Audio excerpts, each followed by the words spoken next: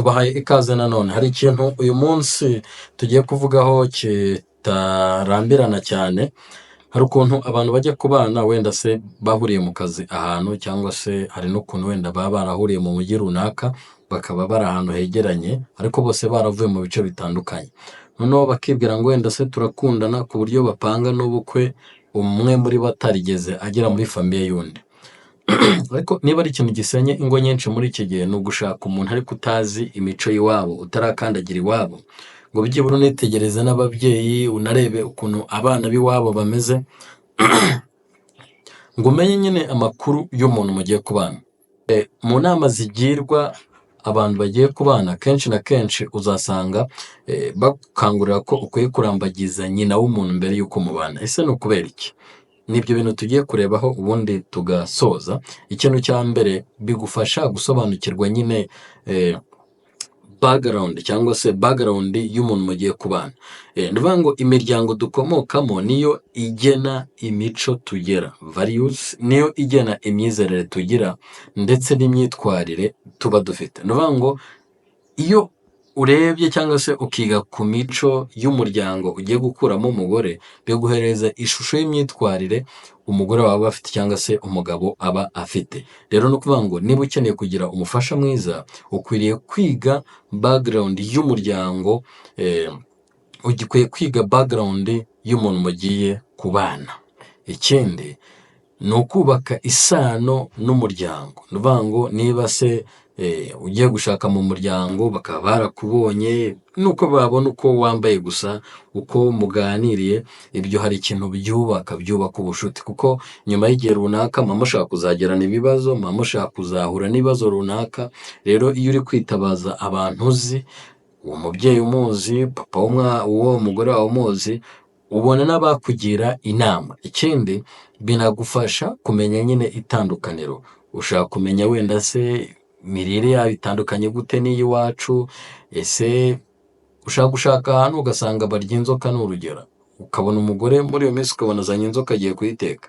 Ariko iyo wamaze kugera iwabo, uhazi, uzi imico yabo, nese ubundi umuzanye ugasanga biyambaza abapfumu utarubizi, ugasanga bajya muri utwo tugezo. n'iki rero ni ukuvuga ngo biragufasha, bituma nyine umenya itandukaniro aho mutandukaniye, kuko imico y'iwanyu ntabwo ariyo mico y'iwabo, imyemerere y'iwabo siyo y'iwabo. Rero ibyo nyine biragufasha. Ushaka kuba uri nk'umusilamu, waza n'umugore utari umusilamu, ejo ukabona yazanye ingurube. Ariko ukwiye kubanza ukamenya se iwabo bimeze bite, iyo myemerere, izo culture, izo belief iwabo bimeze gute. Niyo mpamvu ugomba kujyayo ukamenya se uyu muntu differences dufite zizashobora guhura mbere y'uko mubana.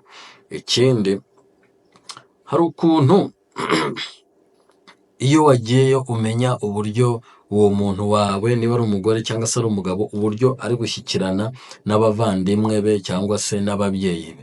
Ibyo bintu nibyo biba bizagaruka bikagera iwawe mu rugo.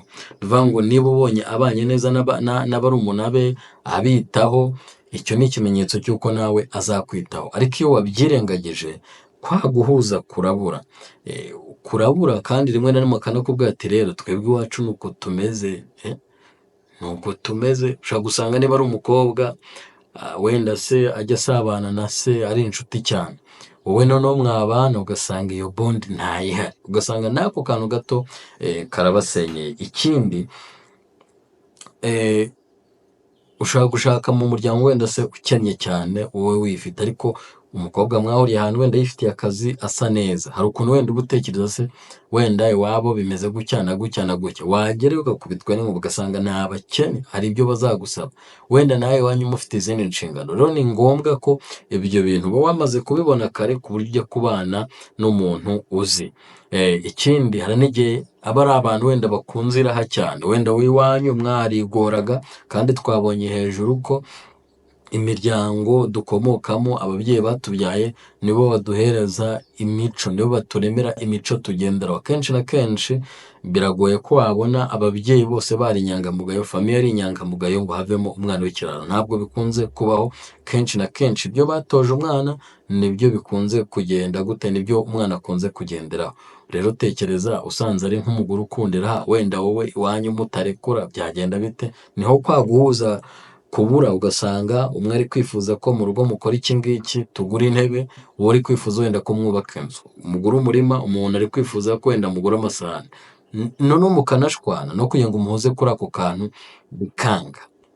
Ikindi nakivuzeho kare, ni ukuvuga ngo bituma nanone mva, ariko nk'iyo ushatse umugore ni urugero, noneho akaba azi ko afite ababyeyi bari siriyasi, aba azi ko nakosa ukabahamagara bizaba ikibazo, wagira ngo muze yamenye ibi bintu cyangwa mama amenye ibi bintu nditwararika. Umuhungu akaba azi ko nakosa nagera guta ukabwira iwabo biri bugende gutyo. Urumva hari ukuntu bituma nyine n'urugo rwanyu rumera neza. Rero umusore muhungu, mbere yo gushaka ukwiye kubanza ukajya gusesengura uko muri famiye bimeze, kuko bituma unamenya niba ari famiye ishobora kuzabafasha. Urugero, hari umuntu wigeze kuduhereza inkuru runaka, ashakana n'umukobwa, noneho nyuma umukobwa, nyina w'umukobwa aza kuza iwabo ati ngewe ugomba kunyubakira inzu, ati kandi ugomba kuyubaka mu mujyi. Ariko ubibwira umuhungu, babonaga ari nk'umuhungu ufite amafaranga, ariko mu by'ukuri nta mafaranga yari afite, ariko yari umusirimu. Aba ati mugomba kunyubakira inzu mu mujyi, kandi nimutayubaka n'urugo rwarurera, n'uwo mukobwa yanataha, ngewe icyo nshaka ni iki? Ni inzu. Rero kenshi na kenshi ukwiriye kuzirikana icyo kintu, ntuzakore ikosa ngo ubane n'umuntu ngo imiryango ngo tuzayihuriza i Kigali. Muyihurije i Kigali gute utarajya? Ukwiye kuba ari ahantu watembeye, ari ahantu uzi, mbese ubona ko muzahuza, kuko mushobora no kugira ikibazo nyuma ugasanga byari inkuru yigeze kubaho, hari ngiye kwiyogoshesha i Kigali, umukobwa yagize gutya abana n'umusore bataziranye ntawuzi iwabo, ariko umusore yari azi ngo umusaza w'umukobwa yari afite akaduka hafi aho ngaho. Noneho barabana, hashira igihe umuhungu akajya yigora, aragenda agura ibikoresho byo mu nzu, murabizi n'ukuntu bihenze, agura televiziyo, agura iki, bakodesha inzu atari yabo. Noneho umunsi umwe agiye mu kazi, umugabo agiye mu kazi, atashye asanga umugore ibintu byose yabipakije imodoka yigendeye. Ubwo namusanze muri salo amaso yahishije cyane, noneho arimo aravuga ngo yabijyanye, gusa ariyo mvugo afite. Baramaze bati se wagiye kureba musaza? Bati nanjye sinzi iyo umukobwa yagiye. None se wagiye kubaza musaza w'umuntu ngo mushiki wawe ari? Reka iwabo ntahazi, arumva ngo ni mu ntara ahantu runaka. Ibintu bye byose biragenda, umugore akoraho telefone, niba yari yajyanye n'undi, niba byari byagenze gute, birarangira. Ariko yarebaga ibintu yaruhiye, yarebaga ukuntu yitangiye umuntu. Ariko none ntabwo umuntu yaba afite ababyeyi uzi iwabo, warize imico yabo, ubona ari abantu b'inyangamugayo, ngo gukora ibyo bintu. Uba ufite aho wajya kubariza, uba ufite aho wajya kubariza. Hari abasore benshi bagiye barya imitungo y'abakobwa bikarangira utamenye ngo ese wabariza he, ngo ese ninde wagira inama uyu muntu yarakweretse inshuti z'abaringa, ababyeyi ari ababaringa, kubera ko wanze gutera intambwe ngo mugatereka tujye iwabo. Ugenda urebe, ntabwo umuntu yaba ari iwabo ngo uyoberwe ko ari iwabo, n'abaturanyi barabasuhuzana abandi. Rero ni ingenzi cyane ko ibyo bintu mugenza gute mubizirikana. Buriya urugo rwubakwa n'umuryango, ntabwo mwebwe ubwanyu babiri mwakwigira. Haba hakeneye umuryango wo kubagira inama, wo kubereka inzira banyuzemo, kugira ngo niba ari inzira nziza namwe ariyo mucamo. Ariko se n'urugero, ushatse umwana ukomoka wenda ku ndaya, sibyo? Ababyeyi birirwa barwana, nawe nugera mu rugo aragukubita, nangiza akubwire ngo niko zubakwa, ngo na mama arakubitwa kandi ni umugore. Hari uwo nigeze kumva ari gukundana n'umusore akamubwira ati we ngwino tujye no kureba umuganga. Umuntu yari umupfumu, ngo aduhereze umugisha urugo. Wenda iwanyu muri abakristo bakomeye, ariko si izo za nyabingi zizagera mu rugo gute? Ubyara inda bayivugireho, inzu baze bamanikemo bya bintu. Urumva nyine ni ingenzi kubanza ukamenya imico yaho ugiye gukura iki umugore. Basore bakobwa mwitonde, nta kintu kibirukansa. Uretse ko numvise hari abantu bitwaza akarinda agira imyaka 40 atarashaka, ngo ngo ushake ngo uhubutse ngo wakwitonda. Ariko ntabwo kuba utinze gushaka ari ikimenyetso cy'uko uzashaka udahubutse.